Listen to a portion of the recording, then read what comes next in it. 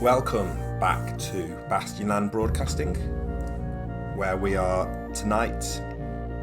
I put some options to those of you following me on Twitter. I gave 3 choices for what I could do on the stream tonight, and I had very loose ideas for each one. And one of them was to do some design for GRIMLITE. Now, what I did have something planned for that. In case you aren't aware, GRIMLITE is my sort of Warband level miniature war game. All will be clear soon. But what I decided to do instead is I thought, can I do a demonstration? Now, I would ordinarily do this at the actual table with actual miniatures because that's arguably the big appeal of miniature games. But I wanted an excuse to try out Tabletop Simulator. So I can now reveal that I have dipped into this just this afternoon. So I am very ropey on the controls. I have grabbed a table, some scenery that was already set up.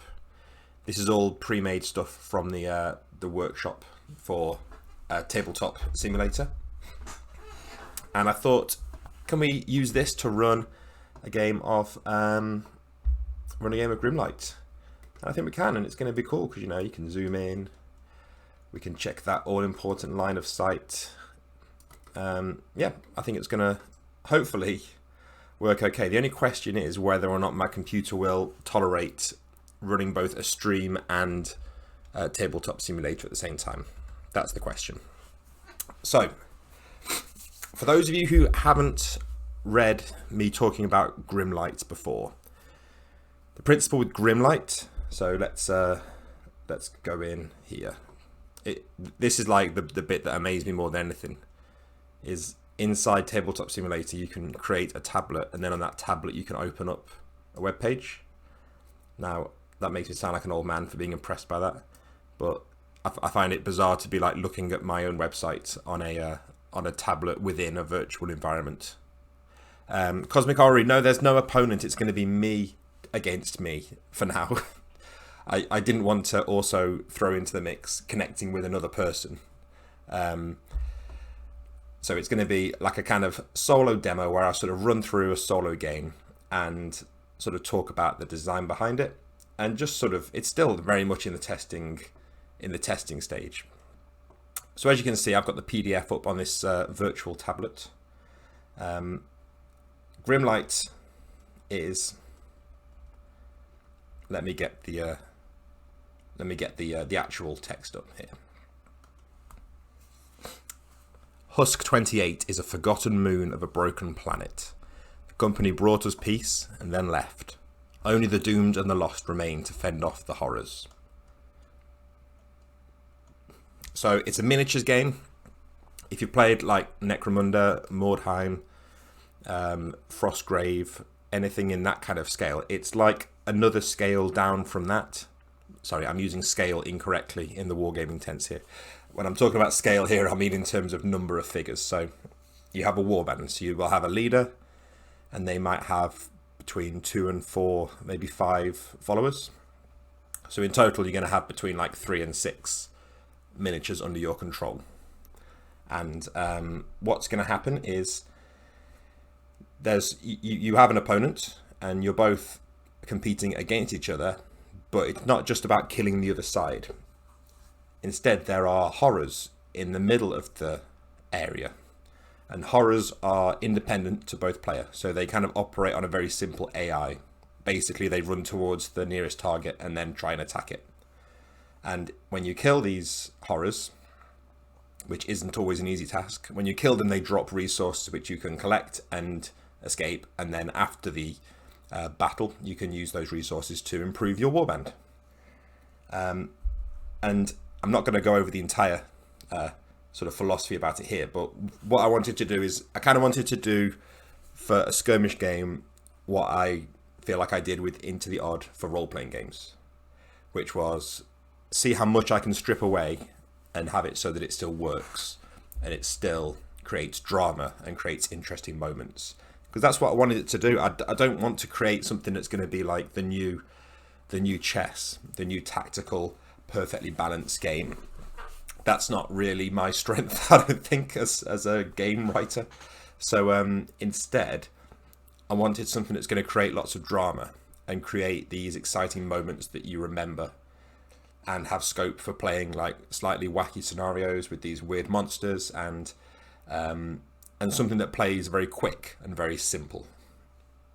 So yeah, so I will go through how to actually play when we do it, but as always, it's on one sheet, all fits on one page.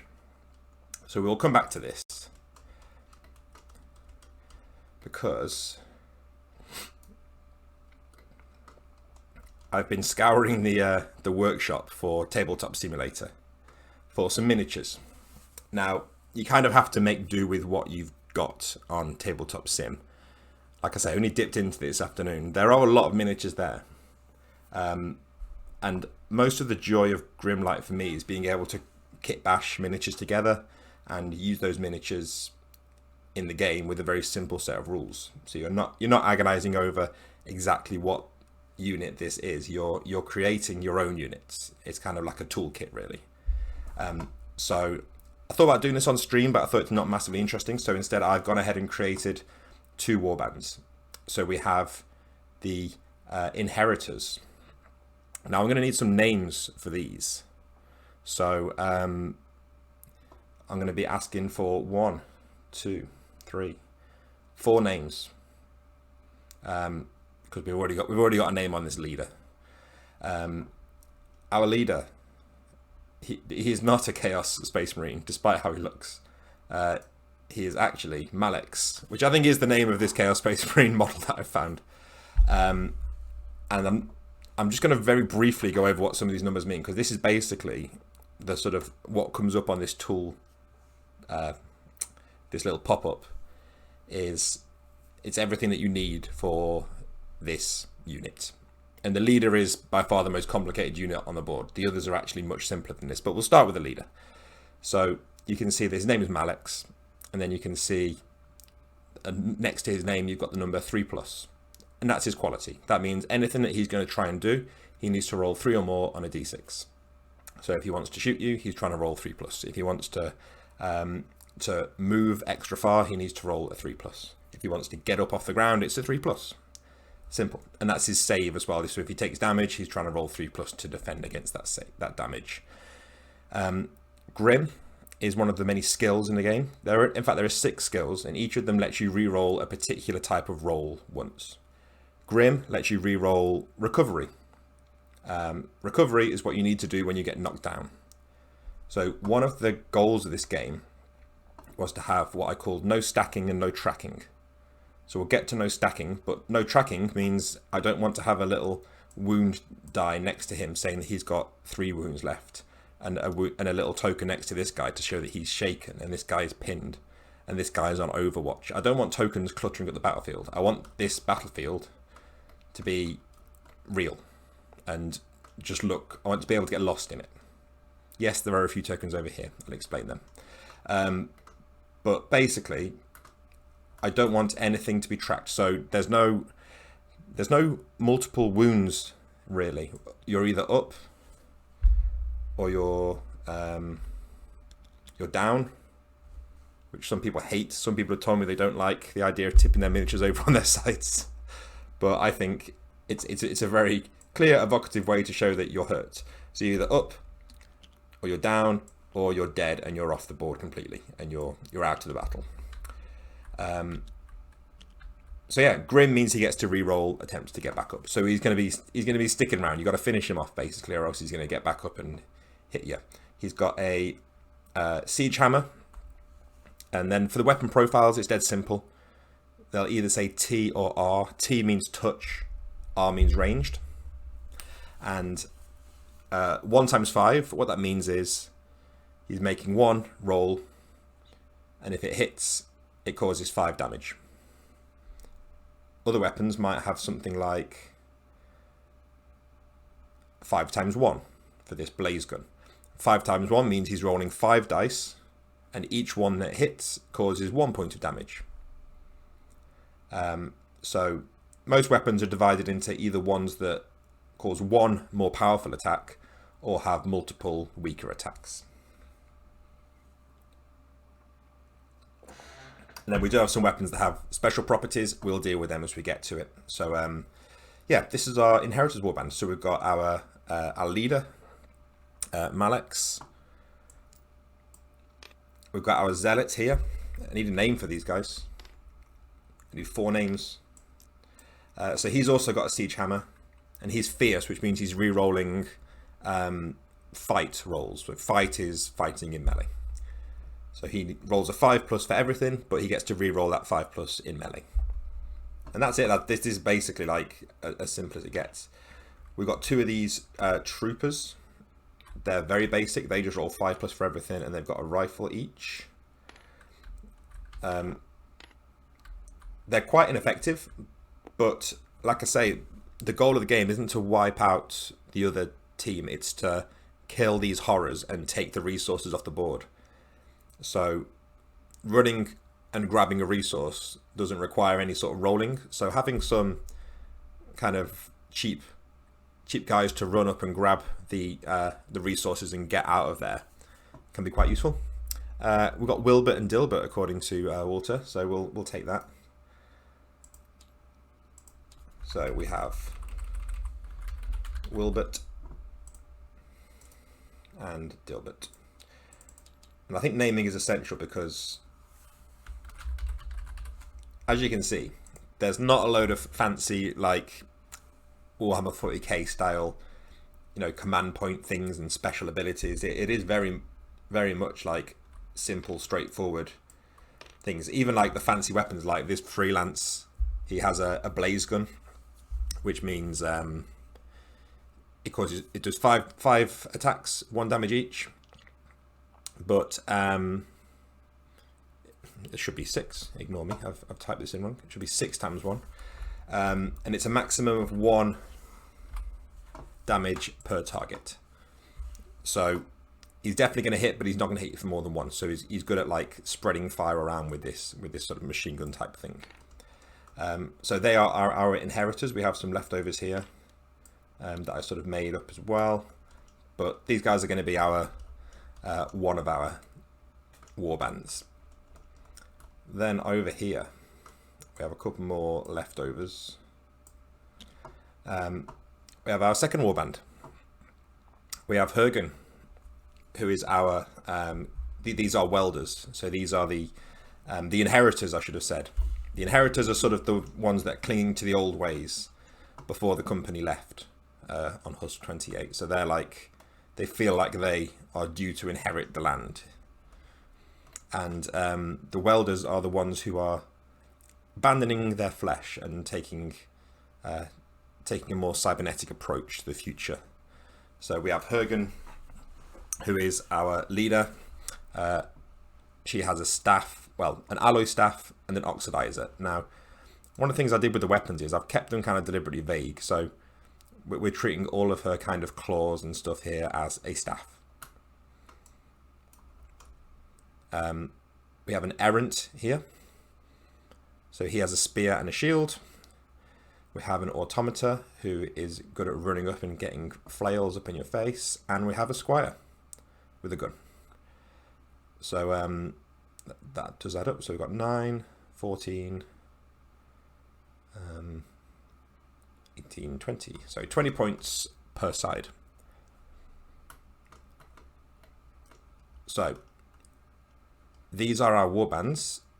And meanwhile, we're going to have some horrors here.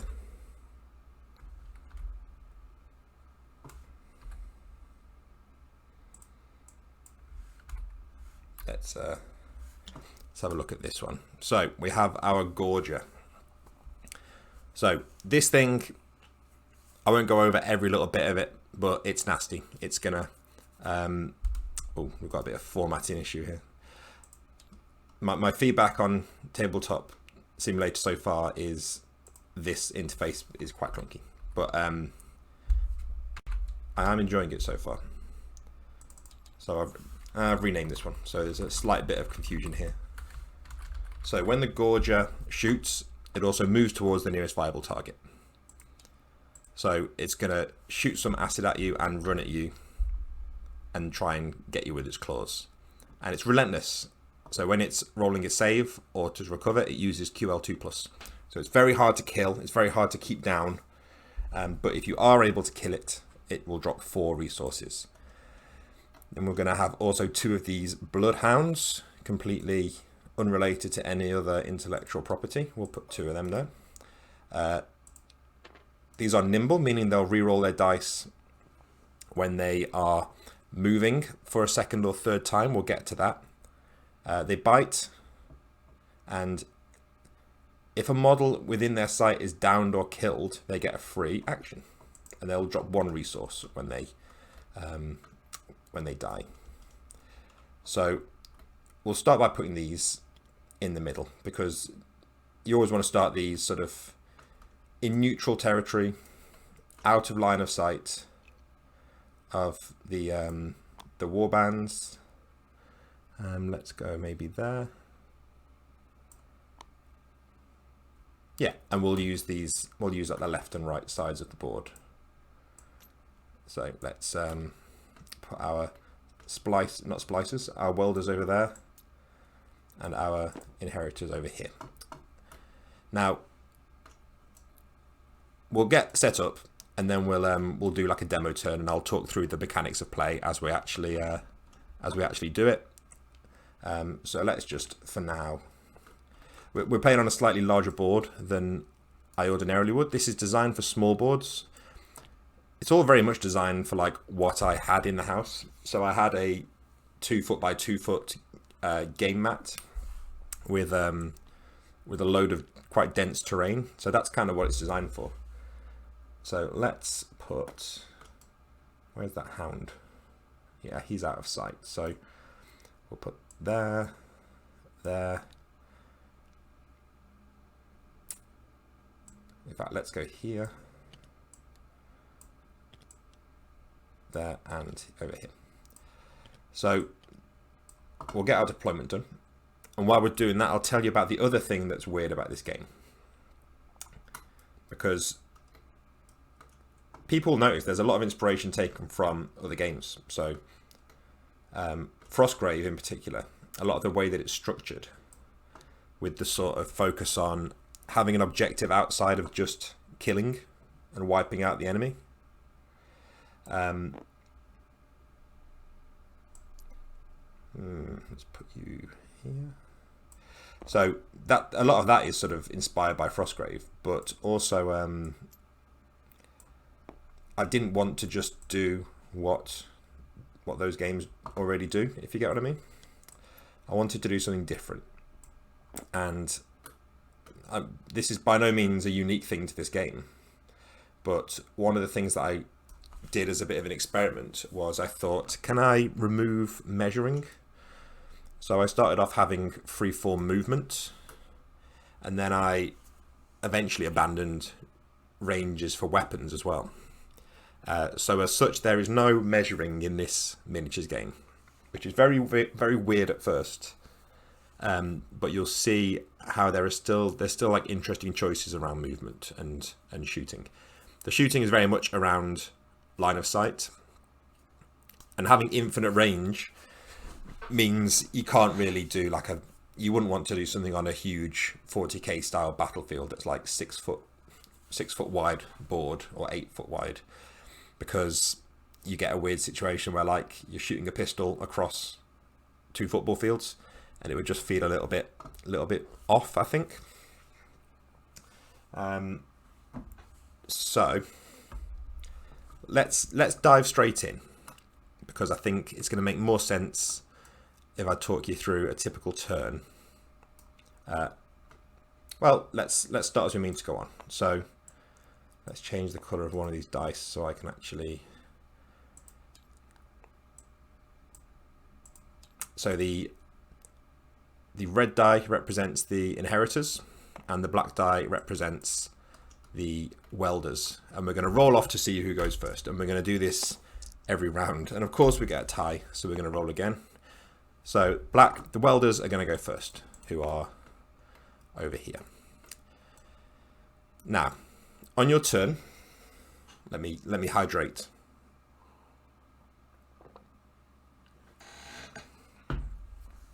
On your turn, you're going to get 3 actions. And for those 3 actions, you can attempt to recover if you're already knocked down. So we're not going to want to do that just yet. You can shoot up to once. You can fight in melee up to twice. And you can move up to 3 times. But still within the realm of having 3 actions. So you could move, shoot, move. You could move, fight, fight. You could fight, move, shoot. You can do any combination that you want. You can do move, move, move. But as you'll see in a minute, with movement, the first move is free. So we'll go with the first move for now. And I think what we're going to try and do is we're going to try and get our leader up onto this vantage point here. So movement is free, but it's in a straight line. Do I have a line tool here? Is this what I think it is? Haha. So we're not measuring this. We're just using this to draw a line. So if you can draw a straight line there, you can move there. So we could move her potentially all the way up to here. In fact, do we want to do that? No. No, maybe we're going to move her sort of over to here. You'll see why in a minute. So we're going to move her in a straight line over to here. And the first move is free. So we go, boop, and that's one action done. For her second action, so where's the nearest hound? We've got a hound over here. The Gorger is here, and the other hound is over there. So we're not near any horrors just yet. So what we're going to do is we're going to try and move her a second time. And we're going to try and go to the base of this set of stairs here. Because it's basically a straight line over flat terrain. So I couldn't move over here because there's an obstacle in the way. Like one move would be crossing that obstacle. So for a move, you can either move over straight ground, or you can cross an obstacle, or you can climb up a climbable surface. And I generally assume anything that's one story is climbable, unless it clearly isn't. So as you can tell, this is very loosey-goosey, and there's lots of... If you imagine playing this with somebody that you hate, it would not be enjoyable. I'm just going to say it. It only works if you're playing with someone you like and someone that you enjoy playing games with and someone you've got an understanding with that, look, we're playing this to have fun and to... we're playing this to have fun and we're playing this to sort of find out what happens. We're not playing it to argue over 5 centimeters here and 6 centimeters there. So anyway, we're going to try and move her a second time up to here. Now, because it's the second move is not free. So we have to make a roll. So she is quality 3+. So it's just a straight up roll. She needs a 3+ to make it over there. And she makes it. Now, if she'd failed that, what would happen would be, so we moved from over here. If she'd failed, what happens is your opponent gets to place you anywhere along that line. So you could end up being potentially placed in a very dangerous place. And you can still try and move again if you've got another action, but they basically decide where you go. So a lot of the time they'll just say you can stay right there where you were and you've wasted an action. So let's see, has she got line of sight to anybody? I really like this kind of a over the shoulder thing, and I'm gonna drive people mad because I'm gonna make sure that people are facing the right way. No, so I think we need to get her up here because I think it'll be quite good for her to have a bit of a vantage point. So now we're going to try and move up to the top of this stairway. So that's another roll of 3+ required. She fails. So opponent, where are you going to put her? You know what? I'm going to say she can stay right there. And then the only counter in the game one of two counters, I should say. We don't need it to be this big. This little marker just means that she is exhausted. So it just means she's had her turn, and that's it. So she won't get another turn now until everyone else has had a go. And then we'll remove all the exhausted tokens and start a new round. So yeah, that's that. Let's not put dice all over the place. So yeah, she's exhausted. I'm going to have to clone some of these because I'm going to need them. So we'll just have a mountain of exhausted tokens over here. Remember when I said I wanted to keep the table like nice and clean? Yeah, that's already gone to pot. Now the one thing I didn't explain is you'll notice on the leaders they've got a little thing that says tactic. Now that's like a fancy one-off thing that you can use once per round. So that's round as in the amount of time it takes for you to do to move all of your units. So we can still use that tactic there. So we might deal with that when we get to it, or we might leave that out if it gets a little bit complex for today. It's like the one bit of weird, fiddly, extra cruft in the game. I don't want to say cruft, that's a bit harsh. But like, it's kind of the advanced rule, if you like. Now, inheritors, what are you doing? So I'm thinking that this freelance guy here, who's got the big gun, we would like to get him up here. So we'll make his first move to the bottom of this ladder. Now, he's rolling 5+ to move to the top of the ladder. If I'd planned this properly, we could have been in a better position, because if you can see your leader, you get +1 on your attempt to move a second or third time. So, and when I said that there's no stacking and no tracking, the no stacking thing means that for any roll, there is at most one modifier that applies to that roll. So for movement, the only plus or minus that you're ever going to have to remember is that if you can see your leader, it's +1 to move rolls. There's no extra 2 +1s here and a -1 there that balance out. So there's just one. So for movement, if you can see your leader, you get +1. For shooting, if your target is partially obscured, it's -1. For fighting, if your opponent is down on the ground, as in knocked down, you get +1. And I think that's it. No, for recovery, so when you're trying to get back up, if you've got an ally like next to you, touching you, you get +1. So that's it. There's only going to be one modifier you need to remember, and you might get a reroll from your skill as well. So we moved him here. For a second action, he's going to try and move to the top of this ladder. Now this is probably a dumb idea, because he's going to need to roll 5 or 6. And the way that you use these like cheap guys is kind of like, oh, he made it. Wow. It's going to kind of make or break your game. Now, here we go. I told you I'm going to line everyone up. So he now has a shot on this hound. I can see the base of the gorger over here, but it's kind of using like true line of sight if you want to get fancy.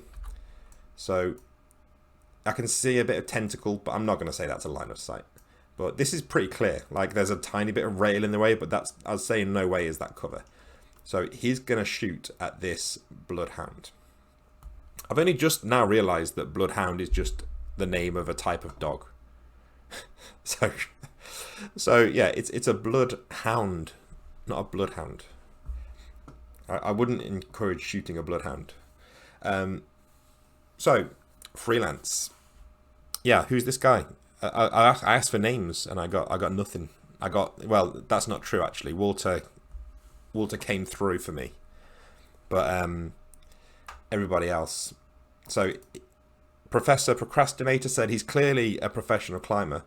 So if no one else is going to name him, I'm going to call him Cliff. Cliffhanger. So this guy is shooting. He's got line of sight. You don't need to worry about range. That's it. We're good. So his weapon is 6 times 1, and it can only cause 1 damage per target. So ideally we'd be shooting at multiple targets with this thing, but we've only got 1, but we're almost certainly going to hit it. So let's get some dice. I'm just going to like create a load of dice and leave them lying around, because forget everything I said about wanting to make the battlefield clean. So 6 dice. He needs 5+, because that's his quality. So we can get rid of... Now, you know what? I'm re-rolling that because I saw there was at least 1 hit. Yeah, okay, we'll pretend this was the original roll. It's a good job I'm not playing someone else, isn't it? So anything less than a 5 is out. So he has hit the Bloodhound twice. Now, the key here is there's a slight difference between damage and wounds. And this is something that's always bothered me in 40k. But here it's very simple. When you hit somebody, that's how much damage you cause. They then get to make their saves, and anything that's left becomes a wound. So even though we caused 2 damage, because we've hit twice, this guy's special weapon property means he can only cause 1 damage per target. So the Bloodhound actually takes 1 damage. And they're going to roll a save, which uses their quality, which in this case is 5+. And they're going to roll, try and get 5+. It makes it. So it resists that that damage, and he's safe. So that's his third action. He moved, and then he moved up, and then he shot. So cliffhanger is done for this round. I'm not looking forward to having to pick up all these blue tokens afterwards at the end of each round. Really didn't think this through. Now, the good thing about putting your leader forward is everybody can see the leader. Well, except this guy, who's probably the one that we really need to see the leader. But yeah, this lot can see the leader over here. So we're going to use this automata to try and move forward and get into a decent position to try and charge. So the first move is free. We're going to go to there. Second move, we're going to try and hop over this obstacle. So he's 5+, but he can see the leader. So he's going to be rolling, try and get 4+. He fails. So there's not really anywhere to put them. So for his third action, he's going to try again to hop over the boundary, and of course he fails. So despite all that setup, he's stuck there. Now, I said this game is fast. Sometimes you'll get turns like that, especially with your sort of weaker, lower quality troops, where not much happens. That's kind of the nature of it. It's fast moving. You haven't got time to get bored on someone else's turn. Right, so we're going to keep going on this guy here. So the Zealot has the hammer. So melee weapons are great against targets that are already downed. So we're going to keep him back for a minute. Let's get my line out. I do like having this little line here. It doesn't block anything, does it? So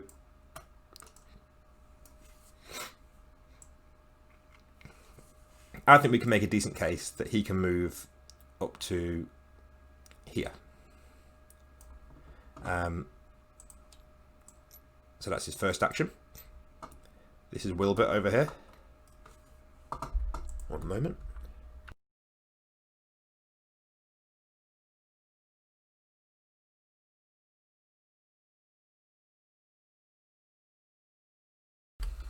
The hydration test is difficult tonight. I feel like I'm very much having to constantly stay alert.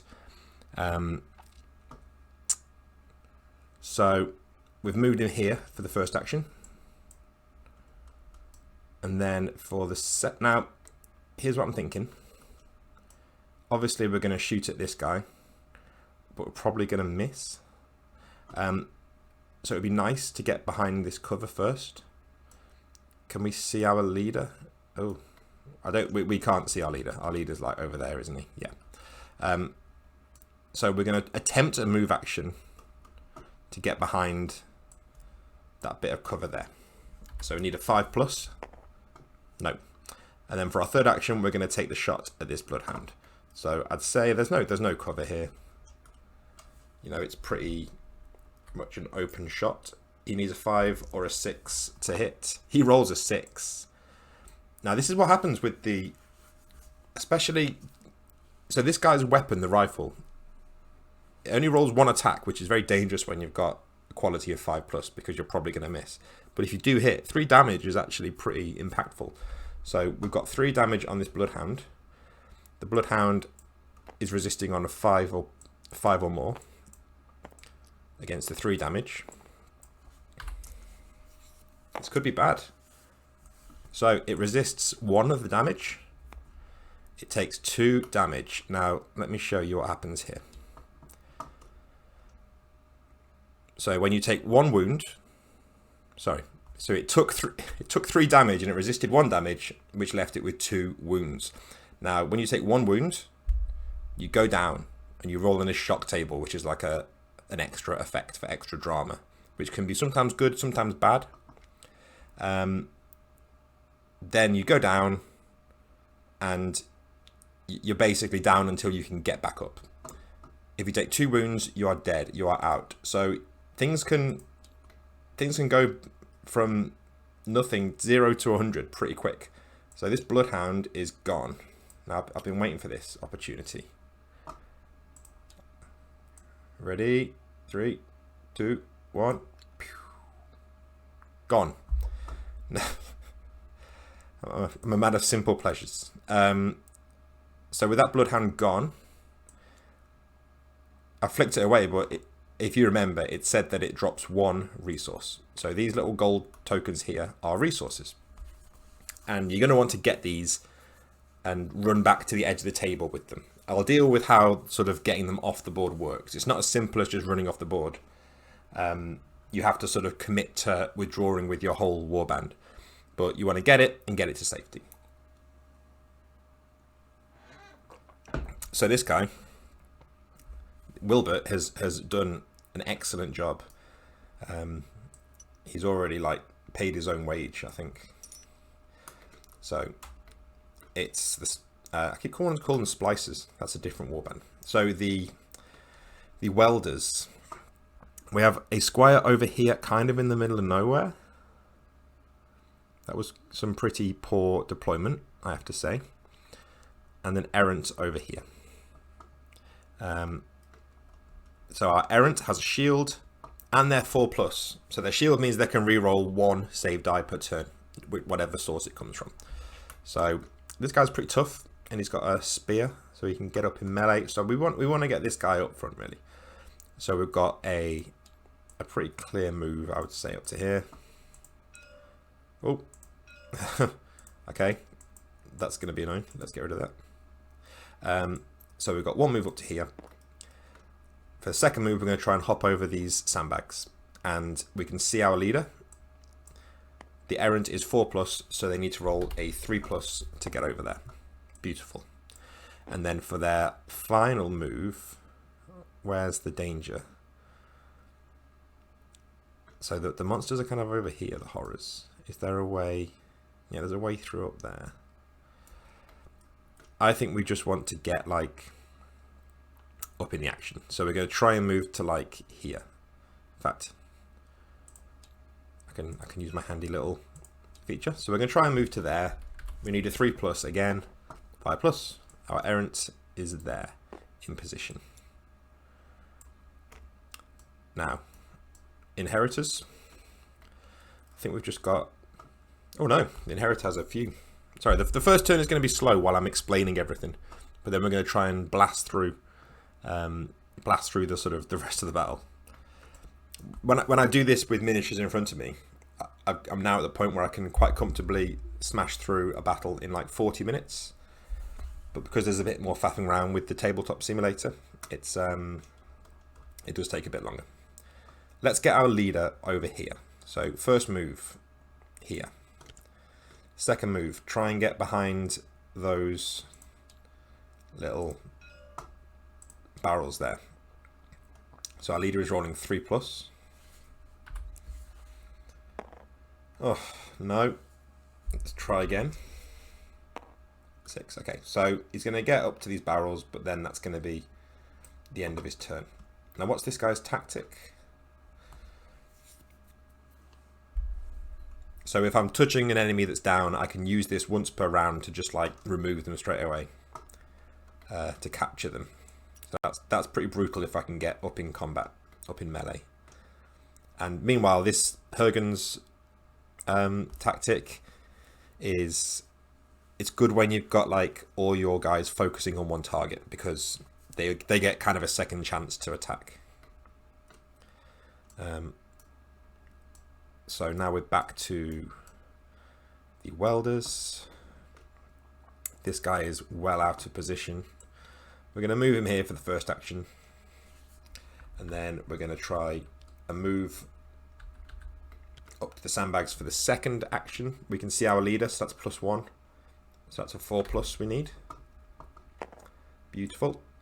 And then we're going to just try and cross over the sandbags. So that's another 4+ needed. Lovely. Now, I'm not going to bother putting... No, you know what, I will. Let's do it properly. So now the welders are all exhausted. There are 4 welders and they are all exhausted. They've all had their turn. But we still have 2 left on the inheritor side. So they're going to both get a chance to go. So it'd be nice to get up here, because then if anything kicks off down here, we've got a bit of a firing range. So do you remember when I said that I was saying anything like 1 story is climbable? I'm going to say like that's climbable. It's a bit easier on the terrain I've got because there's a very clear like 1 story level. But first move to here. You can't see his leader, which is a bit of a pain, but he's going to try and climb up to on top of that shipping container. So he'll need a 5+. He fails on the first one. He'll try again for his third action, and he fails. So he's stuck down here for now. And then for our final unit, this Zealot over here. He's going to follow his leader a bit. So he's going to move out to here so he can see his leader. Then he's going to try and run up to kind of into base-to-base contact with his leader. So he's 5+. He can see his leader, so that's 4+ needed. He makes it. And then for his... does he want to go there? You know what? I think for his last action...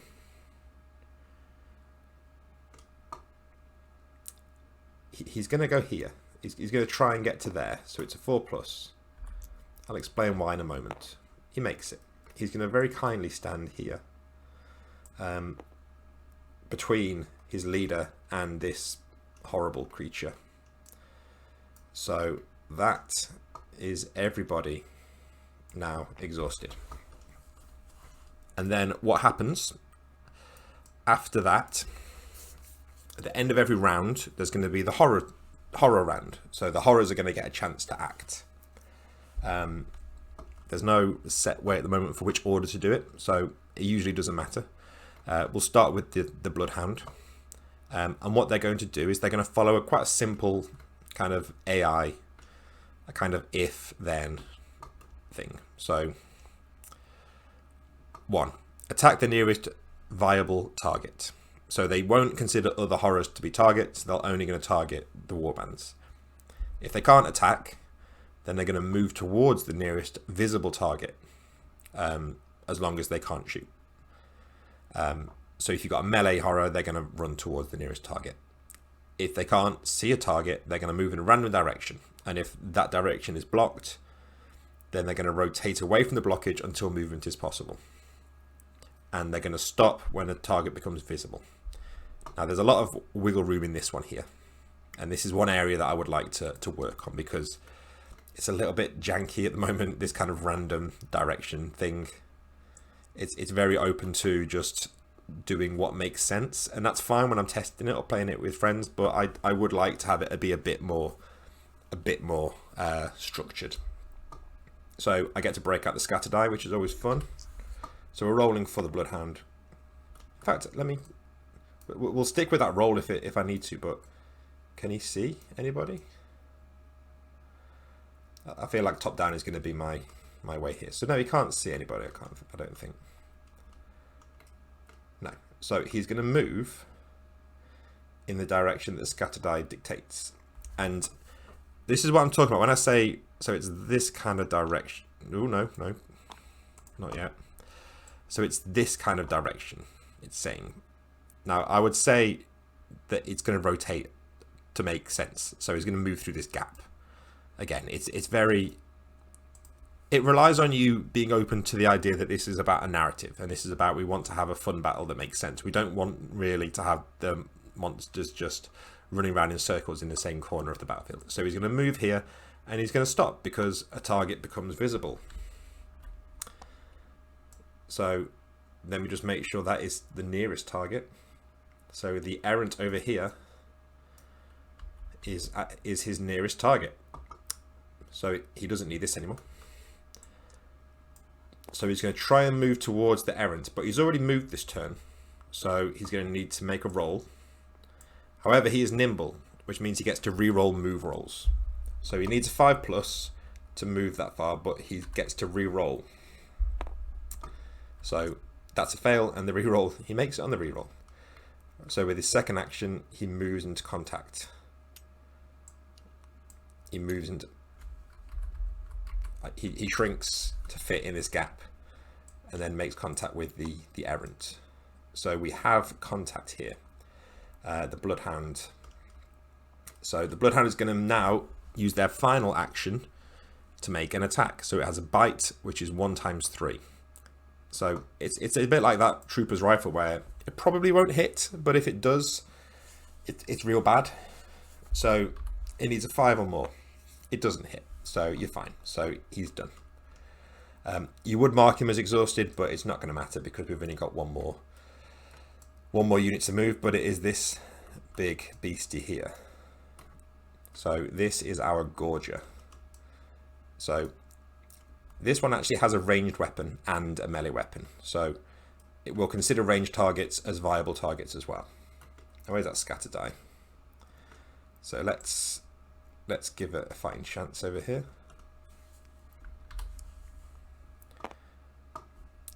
Now, this is where I talk about things being a little bit open to interpretation. So I'd say it's that kind of direction. So I would say to rotate to get to a clear path is really here. So I think it's going to move down this way. So it's following the hound, which is perhaps not great for our warbands. So it's going to squeeze down here, and it's going to stop here, because it now has several targets visible. And you know, it's a double-edged sword getting found out by the horrors and having them all run towards you. It's bad, obviously, because you don't want to get eaten by them, but these are your targets. Like, you want to get the resources that drop when these die. So you got a tricky one here because he's kind of blocked off a little bit. So I would say he's not going to shoot into ranged into melee because it's not a particularly good shot here. So he's going to try and move.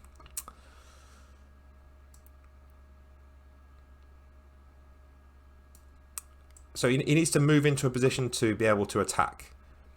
Is his kind of AI, I guess. So he's going to move over here. And then he is going to make his range attack here because he can now see the target. However, when you make a range attack into a melee, if you roll a 1, it hits your ally, which in this case would be the Bloodhound. So it's going to do that. So yeah, I've bent the rules a little bit with the horror behavior there, but that's the kind of game it is. So let me just refresh how this works. So the digestive acid is just a one die attack, but if it hits, it does 5 damage. And this guy is 4+ quality, so he needs to roll a 4+ to hit our errant here, who's drawing a lot of flak. It's a good job he brought that shield. Oh no, that's bad. So the errant is hit for it was 5 points of damage. So let's see what happens here. Oh, how is our Bloodhound still over here? Yeah, go away. So our errant is taking 5 damage. Let's make this look presentable. So what is he? He's 4+, and he can reroll a single die only with his shield. So he saves on 3 of them, and he can reroll 1 of these. So he needs to get 4 or more. He does. So he takes a single wound, which is actually quite good considering the amount of damage he was taking there. So when you take a single wound, you are down. So you get to roll for shock, and then you get knocked down. So shock is this table here. It's a straight D6 roll. Here we get 4, which means last gasp. Free, shoot, or fight against your attacker. So you get like 1 last attack in before you go down. Now, unfortunately, this errant, he does not have a ranged weapon, so he cannot take advantage of that. So he is just knocked down. Some of these, like the way these miniatures behave. Listen, I just need you to lie down, mate. They behave very oddly.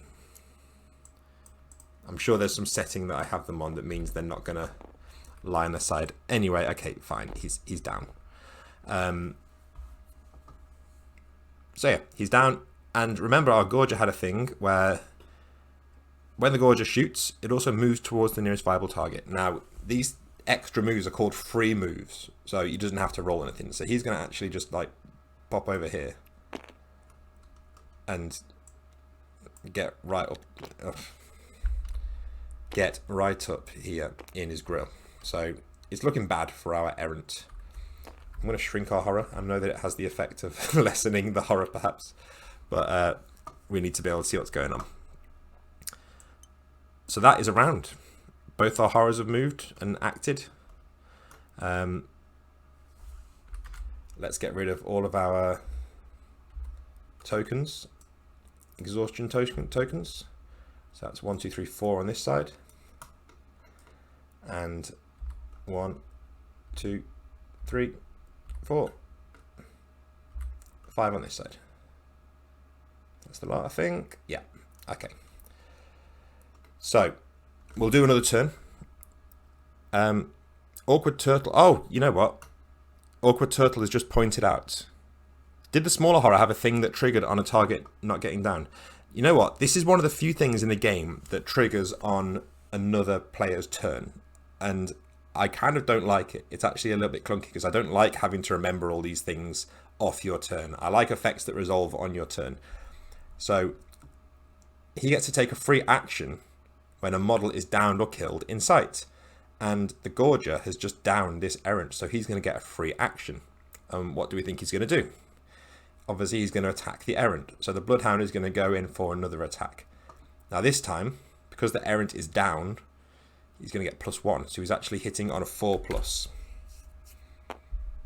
He hits.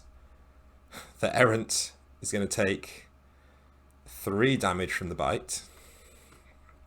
His brutal turn for the errant. 3 damage, and he will get to reroll 1 of them.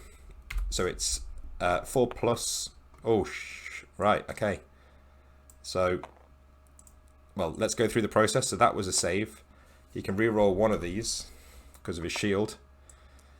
So he can save that one, but he's still got 1 wound left. So he takes an additional wound. Now, because he's already down,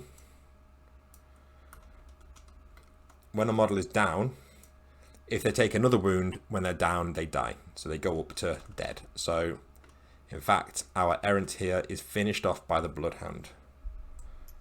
So let's put him... We won't flick him off the table because we can flick these ones away.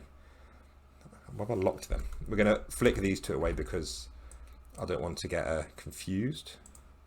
So let's get rid of our extras. And these ones over here, let's get rid of them. Maybe I shouldn't just be throwing things off the table. It's probably not good for the, yeah. So this errant is dead. Now, we'll come back to him at the end of the battle if we get there, to see if he is really dead. He's a casualty at the moment, but like I say, this is set for like campaign play, so he may be fully dead. He may be he may have actually gotten stronger and gained experience from it. So yeah, Awkward Turtle, you killed that person, so well done. But you fed the Bloodhounds, so you know it comes out in the wash, I guess. Right, round 2. We're gonna roll. Black is the Welders, red is the Inheritors. So this is who gets first turn. The Inheritors are going to get first turn this time. Now, they have a bit of a decision here as to how vigorously do they want to go and fight this Gorger, because they could just wait for the Welders to fight it and sweep in and fight for the crumbs, like get in a good position maybe. So you know what, I think that's what they're going to do. So, I forgot that we put this guy up here. Let's see what he can see. What do your eyes see? I'm struggling here with the viewpoint. I think he can't see anything. I think this was a case of this was a bad move to put him up here, because we were hoping that the horror would come down here. I've just noticed that I don't think you can see my cursor, which is I keep pointing to things, but hopefully you can see the tooltips that pop up, so that's fine. So he's kind of a little bit out of position up here. So let's get him into a better place. So first action, back down the ladder. Second action, I think there's actually quite a valid case for just legging up here. So I think that's pretty clear, I would say. To get to like here. Yeah, so he can see his leader, so he needs a 4+. Go away. He needs a 4+ to make it. Let's give them a die. 4+ needed. He makes it, so he's going to run into position over here. Then, am I making everyone motion sick with this yet? He doesn't have a line of sight to anyone there. This is probably a better way to look at it. So let's leave him. Well, you know what? Let's move him up to like up to here if I can. So just around the back. It's the only one way to get them, and that's get round the back, is my understanding. So he can see his leader. He needs a 4+. He makes it. So this guy he's not falling over. He's going to blaze a trail and get like here. So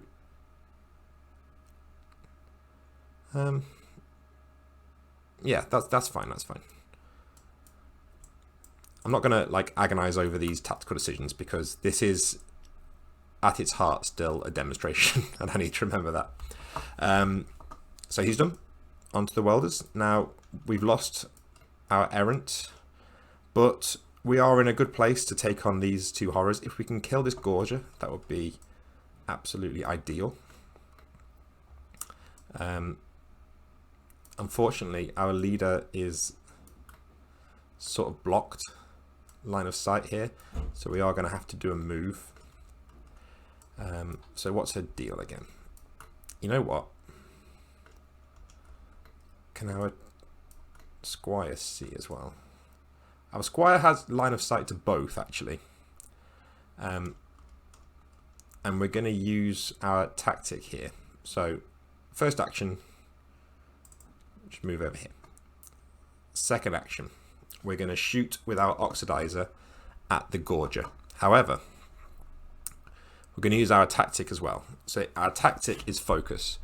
So, when you shoot or fight against a single target, this turn, any allies that can see can join in, even if exhausted. So basically, I was looking for like the rest of our warband, but we're down to like 3 people. So You know what? That's our long game, but we don't need to do that yet.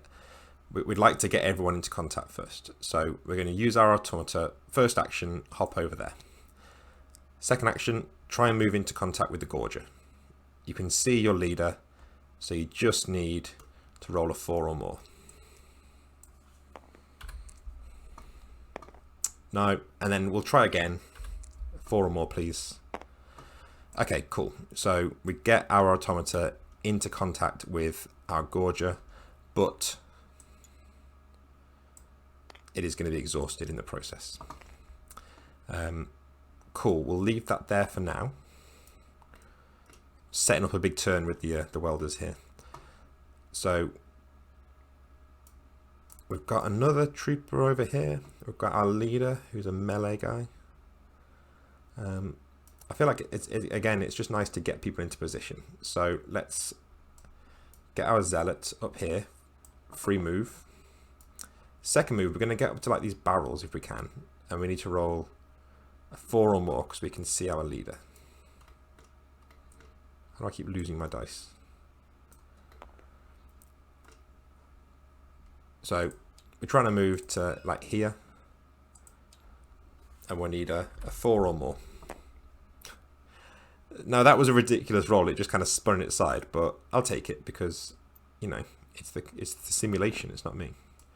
And then we are on our own for the last action, but we're going to try, because I think we're in line of sight here. No, I think we're okay actually. But we're going to try and move. Yeah, we shouldn't be this close. It's not good. Let's get a proper face down angle. So our zealot is here. We have 1 move left. Let's try and get like here. Okay, so it's a 5+, so we're probably not going to make it. 5+, please. Oh, nice.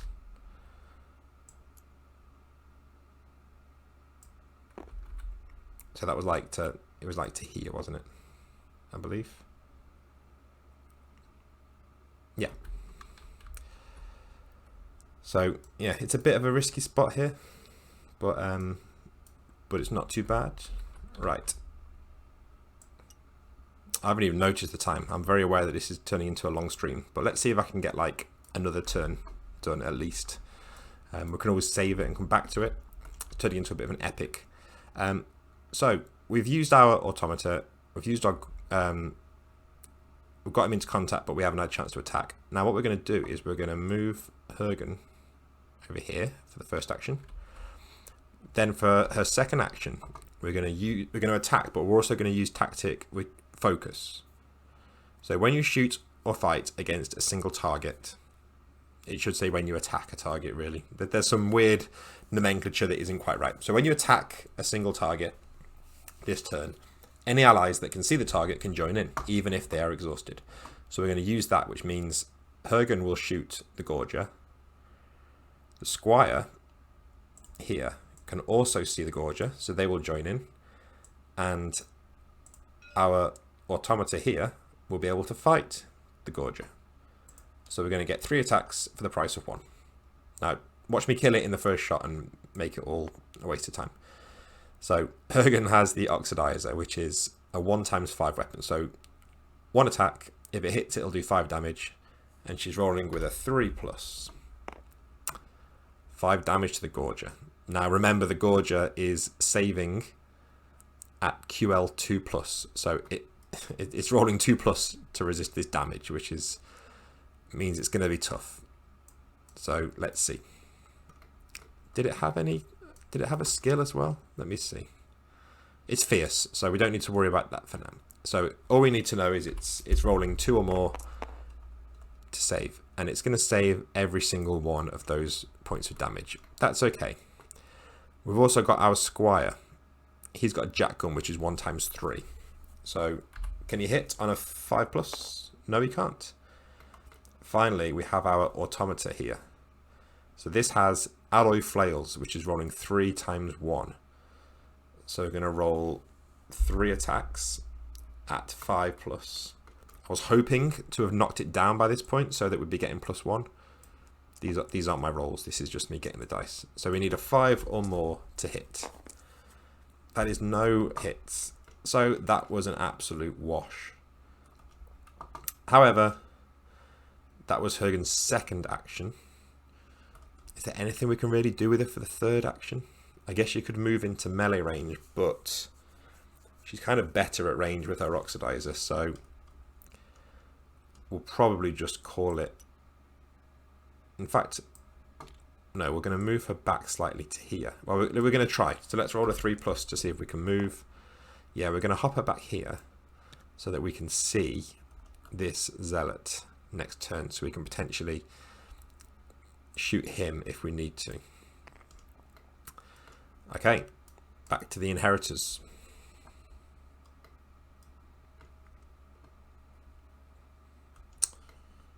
So we've got our leader.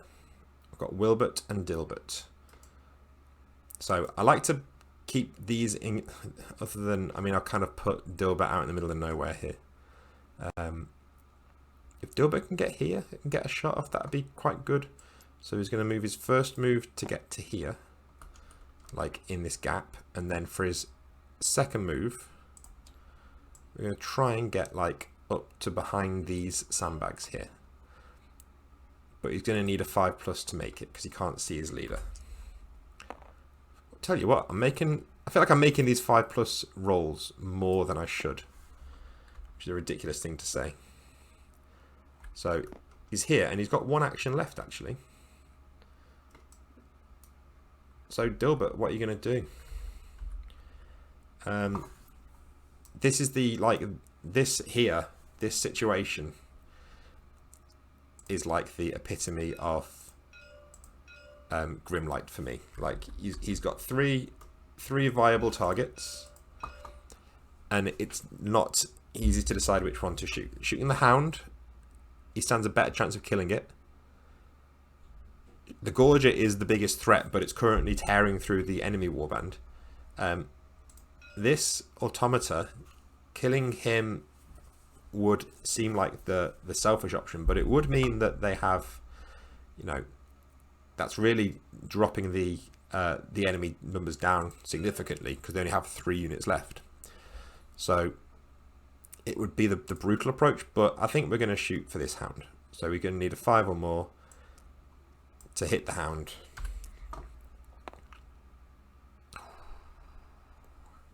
You all saw it. So close. So he's done. Now we just have our Squire left. So he did shoot, but he got to shoot as part of as Hergen's tactics. So I'm kind of tempted to try and get him up here. So you can move and shoot in any order. So let's just use our first action to shoot. So we're going to try and shoot this Gorger here. So it's 5+. Let's see what we can do. That's no good. So he's going to use his first action to move here, and his first move is free. And then for his second action, he can see his leader, so he needs to roll a 4+ to get up to that vantage point there. He doesn't make it, so he's going to stay. Listen, stand up, mate. He's going to stay at the bottom. Okay, so he is now exhausted, and that is the last of the welders. Now we're back to the Inheritors, and they have 2 guys left. Yeah, we have Wilbert and the leader. So Wilbert, let's get you up in the action. He's going to move. Hang on. We could get him up on top of here. So let's first move to the ladder. Second move, he can see his leader. So he's going to get +1. So he's rolling 4+ to try and get to the top of the ladder. He does not. We'll try again. He does. So he gets up on top of this building, but doesn't get to do anything else this turn. And then we're going to bring our big leader out into play. So he's just got the hammer, hasn't he?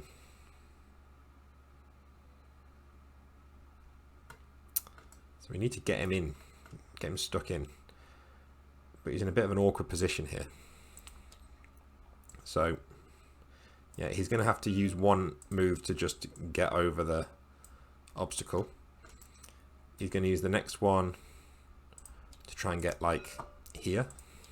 So he needs a 3+. He makes it. And then he's going to use his final move, maybe to get up next to this, next to Cliffhanger. If he can roll a 3+. He does. So I won't bother giving him an exhausted token because that is everybody. So we'll do the horrors. I like to get rid of the exhausted tokens before I do the horror turn, just because as far as I can tell there's no reason to leave them out there. Like, there's no interaction with the no, there is an interaction with tokens, but it's an edge case that doesn't apply in this with these warbands. So strictly speaking, I should leave those until after the horror's turn, but I like to get them out of the way as quickly as I can. So horrors, right? So they have a pretty simple goal here.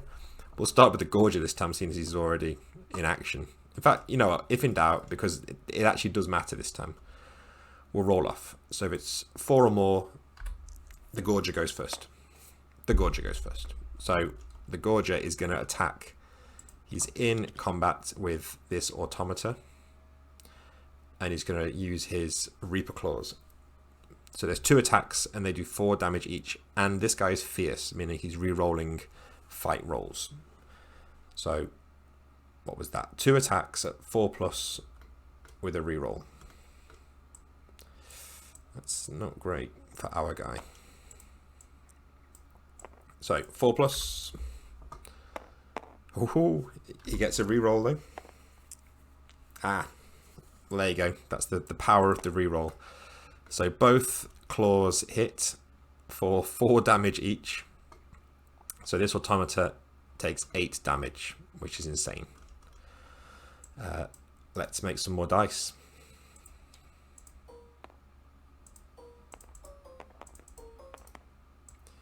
8, and he's rolling on a 5+ for his save. He's not going to make it, is he?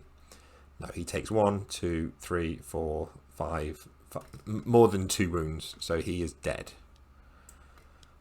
So our Automata is dead over here with the Errant. So it's not looking good for the Welders. They are having a bad time. And it's going to get worse because that was just the first action. So the Gorger, who's closer here? And I know I said there's no measuring, and I shouldn't be doing this. It's 5.3 inches to this welder over here. It's 8.3 here. It's 3.5 there. So I think technically this squire is going to be the nearest target. I can see there's a question in the chat that I'm going to get to now. Let me finish this horror's turn, because I want to make sure I do it right. So that was his second action, and for his third action he's going to attack again, because you can fight up to twice. So that's the advantage of melee over shooting. You can fight twice per turn if you're in the right position and you have the actions to do it. But shooting is strictly once per turn. So Awkward Turtle. I may have missed you explaining this. Do rerolls let you reroll all dice, but rerolls for avoiding wounds only let you reroll a single die. So any single die can only be any single roll. Start again. Any single die can only be rerolled once. If you have a skill that lets you reroll, you can reroll as many as you like from that roll. So if you're attacking with a weapon that rolls 3 dice and they all miss, you can reroll them all. If you're rolling 3 attacks and just 1 misses, you can just reroll that 1. So the skill lets you reroll any misses, basically. Where I think it's getting confusing is the Errant had a shield, which is a special item that lets them reroll just 1 single die. So that's like a slightly inferior it's not inferior version to the skill, it's a slightly more flexible version of the skill. but it's not quite as strong as the skill, if that makes sense. So that's a weird edge case. Normally when it says reroll, so if you had like reroll shooting, you would reroll any misses that you wish to reroll. So the Gorger here is going to reroll any misses they make. So 4+ to hit, 2, no reroll required. So this is going to be 8 damage, I believe. 8 damage to the Squire. It's not looking good. Let's make more dice. Quite enjoying just making dice. 1, 2, 3, 4, 5, 6, 7, 8. No, 8. The Squire is saving on a 5+. Nope, that's 1, 2, 3, 4. That's lots and lots of wounds. So the Squire is gone. So yeah, as you may have noticed, these horrors are kind of brutal, which is what I wanted. I wanted them to be scary. The balance at the moment is all over the place. This is like one of the biggest ones in the game. The horrors that are worth 4 resources at the moment are like the big bosses. So it kind of makes sense. We've perhaps been a little bit loose around it and just not been too worried about it getting to me when perhaps I should have approached it a bit more cautiously. But yeah, it has been carving through the Welder team. Much to the joy of the Inheritor team, I would imagine. So I don't need to mark it as exhausted. And then the Hound. The Hound is definitely closer to this guy over here. So he's going to use his first move to get here. He's going to need to make a second move to get over the sandbag. So it's 5+, but he can re-roll because he's nimble. He doesn't need to re-roll. He's going to fall onto his head. And then with his third action, he's going to make an attack against Dilbert. So he needs a 5+ to hit. His attack is 1 × 3, I believe. Yeah, 1 × 3. So he makes 1 attack roll. 6, it's a hit. So 3 damage to Dilbert. Oh no, Dilbert, it's not looking good. So he needs to roll 5+ to resist, to save. Oh, he saves against 2 of the damage. So he is down. I will remember the special ability this time, but for now he's down. I don't know why he's down in a particularly odd way. So when a model goes down, we roll for shock. So shock is when you go down. 2, staggered. Move in a random direction until you hit something or fall. Now, normally that would be bad, but you'll see why in a moment. That's actually quite good for our guy here. So that's not our roll. Let's do a roll properly. Random direction. Oh no! So he's going to move straight into this wall, and he's just staggered into this wall, and he's going to fall back down onto the ground. Now, if he'd fallen back here, that would have been good because he sort of would have staggered out of melee range of this Hound. But as we were reminded previously, when a model is downed or killed in sight, I probably should have used this already. I might change this to just when a target is downed in sight, because I like the idea of these Hounds leaping in on the down model. So we'll deal with that when I get to actually work on the game. But he's going to get a free action against Dilbert. He's going to make another attack. So it's 4+ this time, because it's 5+ +1 for the target is down. Luckily for Dilbert, he misses. So that is the horror turn done. And that is the end of round 2. How long have we been running? Quite a while. We'll do one more because I want to see what happens. It feels like it's already kind of like gone to shit for the welders. And I've kind of done a typical error over here. I've left this resource on the ground. Now, we're going to pretend that I picked that up because it will make it a bit easier for demonstration purposes. So, Wilbert here is carrying 1 resource now on his head. So we'll just pretend that I picked that up on the way because it will make things more interesting for the purposes of this demonstration. So let's do one more round. So, as always, black is for the welders, red is for the inheritors. The inheritors will go first. Now, this is particularly interesting because now that we're all getting tangled up with each other, we've got some interesting situations over here. Now, you might think I want to get him up straight away, but he's really not in any danger because we know that the horrors aren't going to act until the very end of the round. However, there's only one model left in the opposing warband, and if we can wipe out the enemy warband, that's going to be good because there's no competition. So we're going to move in with our zealot for the first action, and then we've got 2 actions left, so we're actually going to get to make 2 attacks against Hergen here. So this is, again, ranged weapon and melee weapons. They cost the same points for like the same power of weapon. Obviously the advantage with ranged is you can shoot from across the board. So for melee, the advantage is they're good against downed targets, and you can attack twice if you sort of line it up well like this. So Siege Hammer is 1 times 5. He is only rolling on a 5, hitting on a 5+, but he gets to re-roll it because he's fierce. So our first attack is a hit. 5 damage to Hergen, our leader of the welders. So 5 damage. She's saving on a oh no, let's do it all. She's saving on a 3+. She manages to save against that damage. That's very good rolling. However, the zealot will get a second attack. Needs a 5+ to hit. Reroll for being fierce. Another 5 damage. Now, your leaders at 3+, sometimes you'll get like a run of look like this and you'll think they're just too tough. It's impossible to kill them. But it can very quickly turn around. And I didn't plan this. I wish I could have. You never know when you're going to roll a set of 1s. So our leader is gone. Wiped out by the Siege Hammer. Gone.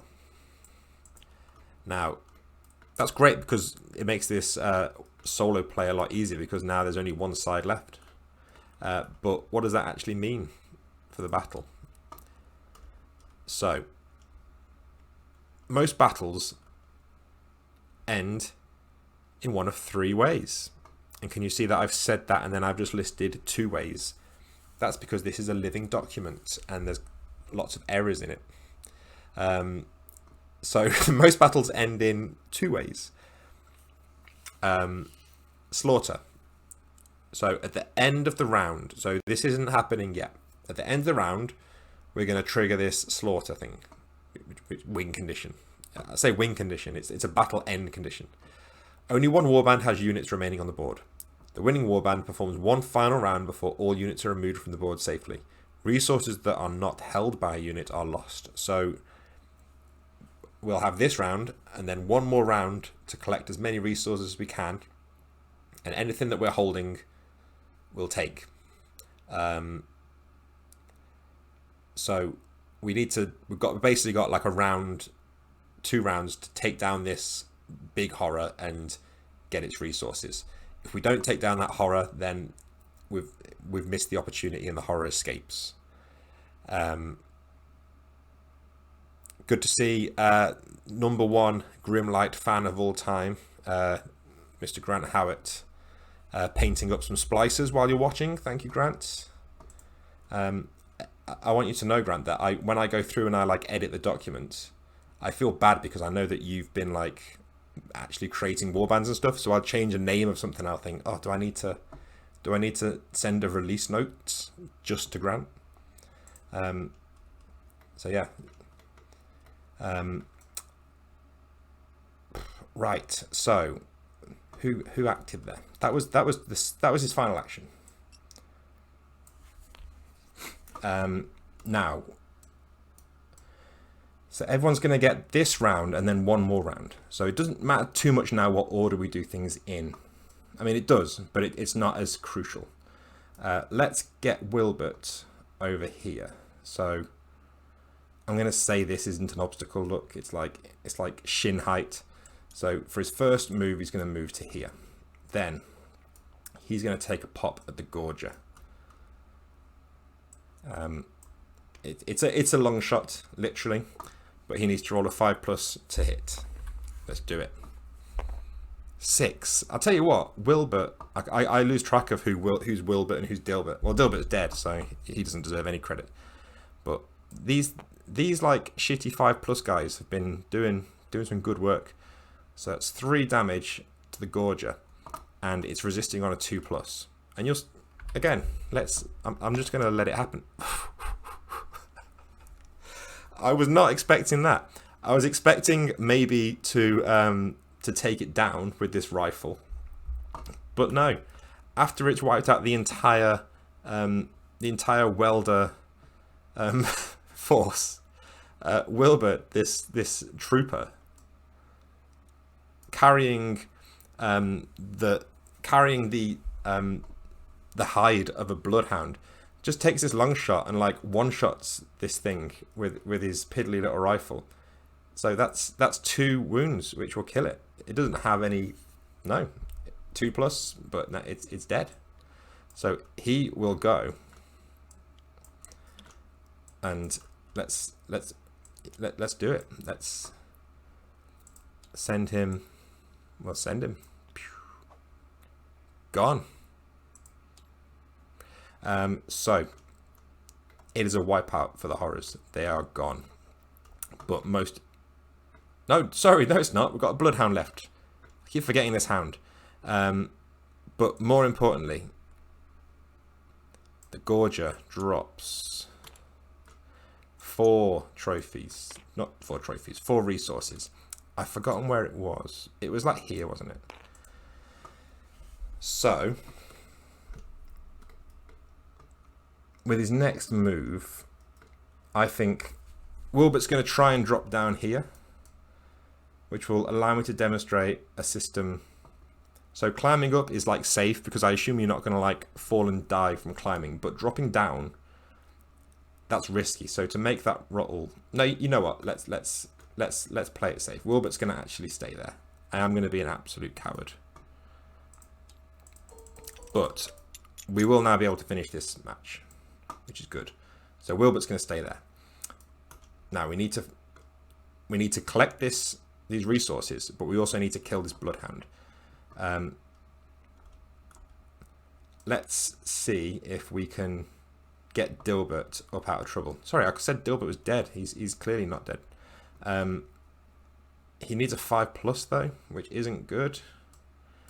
Well, let's just try it. So getting up, he needs a 5+. Come on, Dilbert, no. So he's exhausted, because you can only attempt to recover once per turn, and once you fail, that's it. So we have Cliffhanger and Malex.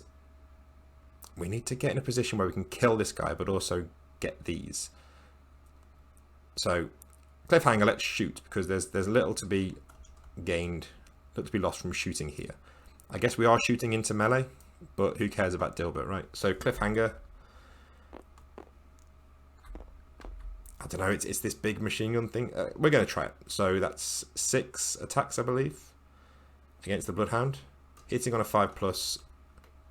Let's ideally not get any 1s. So 6 attacks. 5+. We have 1, 1, and 1, 5. So 1 hit to the Bloodhound, 1 hit to Dilbert. So Dilbert is going to save on a 5+. He doesn't. So Dilbert, I'm sorry, friendly fire takes you out of the match. But was it worth it? Is the Bloodhound dead? So the Bloodhound is resisting on a 5+ as well. No, he's gone. Let's do the flick. Dilbert, you sacrificed yourself for the greater good. Is he the only casualty so far for the inheritors? I think he is. So that's the entire Welder Warband is dead, but he's he's the first inheritor casualty. So that was one action.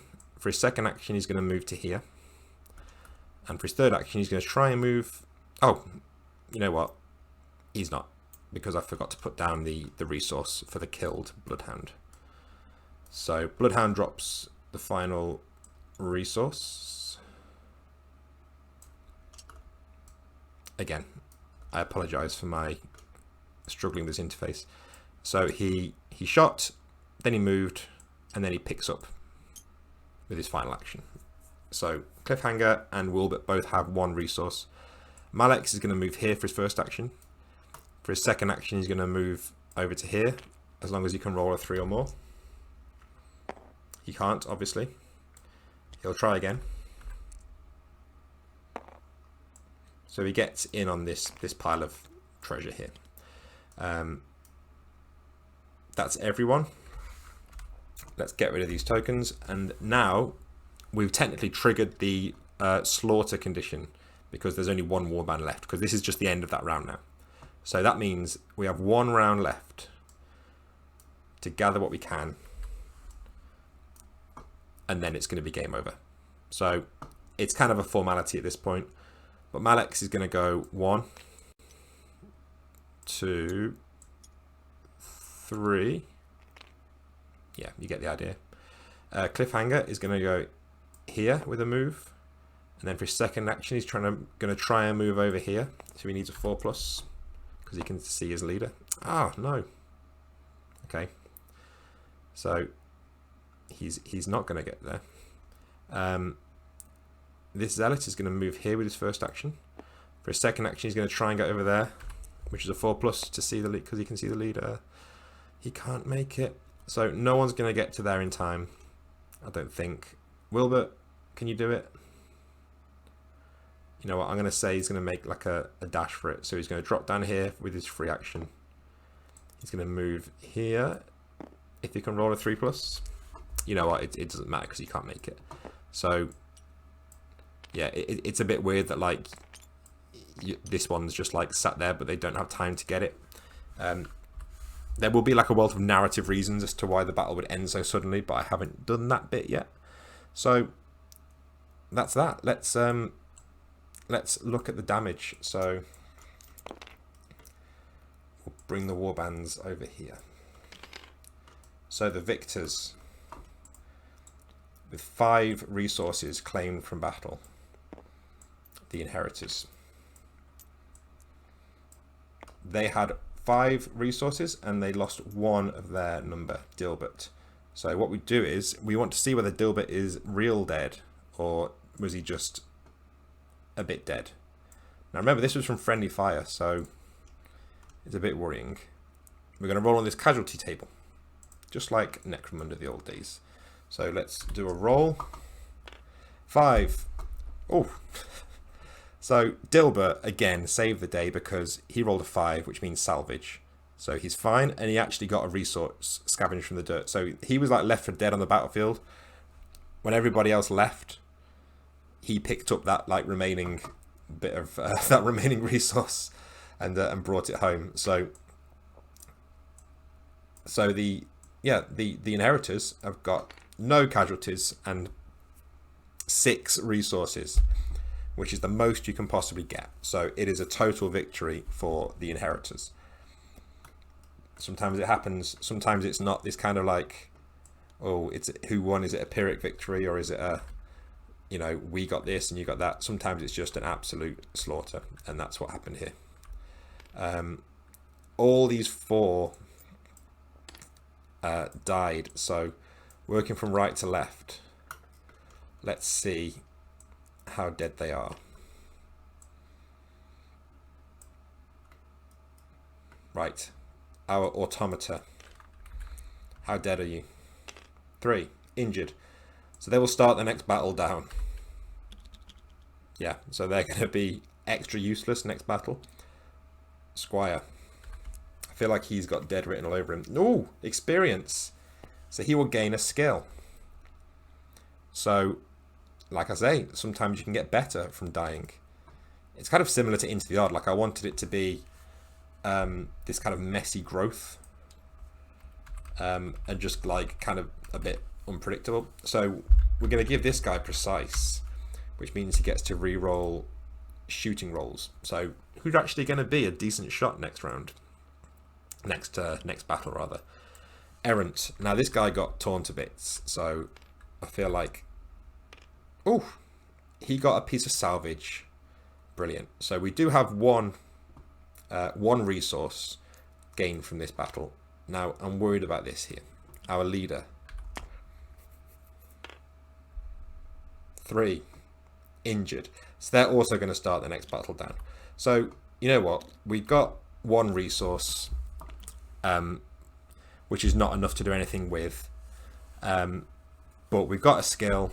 We're going to start the next battle down. We've got a way to go, but I feel like it's not insurmountable. Now the fun bit, if I can find it, is that's what happens when they die. But what do you do with these resources? So we will super quickly pretend that we're going to have another battle, and we're going to go to our, this virtual tablet behaves slightly odd. Trading. So for every 2 resources that you trade in, you get to roll a d66. So these welders just had 1 resource, so they're going to have to save up till next time. But the inheritors had a very, very fruitful journey. So they're going to roll 3 times on this table. Let's do it. It's telling me that's a 5. That's a very crooked 5, but yeah, 53. 1 unit gains precise. I'm definitely giving that to Dilbert because he was the hero. He one-shotted that that Gorger thing, so he can get precise. Okay, roll number 2 of 3. 14. For the next battle, one of your units will not be targeted by horrors that they have not attacked. So one of our guys is going to get, like, I don't know, horror pheromones rubbed all over him. So who do we want? I kind of want it to be Dilbert because it seems fun, but I'm actually going to say our leader here. Maybe something from like the Bloodhound pelts. He's able to like smear it over him, to sort of like ward off other horrors. So for the next battle only, he's going to get like not targeted by horrors he hasn't attacked. So he can go and get stuck in without worrying about getting like ganged up on by multiple horrors. And then our final roll, 23. An initiate from another, 23. An initiate from another faction with 1 point of gear. They fight with you for the next battle. So for the next battle, we're going to have like a hired gun. So this needs some tweaking because some initiates are better than others, i.e. the exiles are more expensive and better. So we're not going to cheat and use that. Instead, we might say that you can only spend 1 point on gear. Maybe a splicer comes on board. Scout, no, okay. I quite like. It's a tough one. I do like the martyr because they're basically just a splice that went wrong. So they've got a heavy blade. So we would create a new martyr here. The splicers are sort of your genetically engineered faction, and martyr are the ones that went a bit wrong. So they get a heavy blade, and we'd give them a 1 point weapon. So let's say we gave them like a shotgun and a heavy blade, and this martyr is going to join our warband for the next fight only. So there we go. Even though it was like an absolute stomp, what I've tried to do is I've tried to make it so that it's not a case of getting a complete runaway leader. It can still happen, and there's a lot of randomness here. So, you know, it could have been that this faction just got completely wiped out. Like, they could have all died. And, you know, I want that to be an option for it to happen. And if that happens, there's a bit of guidance in here about like follow the narrative and do what feels right. And in that case, I'd probably just like start a new warband. You know, like it's fine if that happens. So that ended up being quite long. Apologies for not necessarily keeping up with the chat, because I've been trying to concentrate on this, getting this software to work.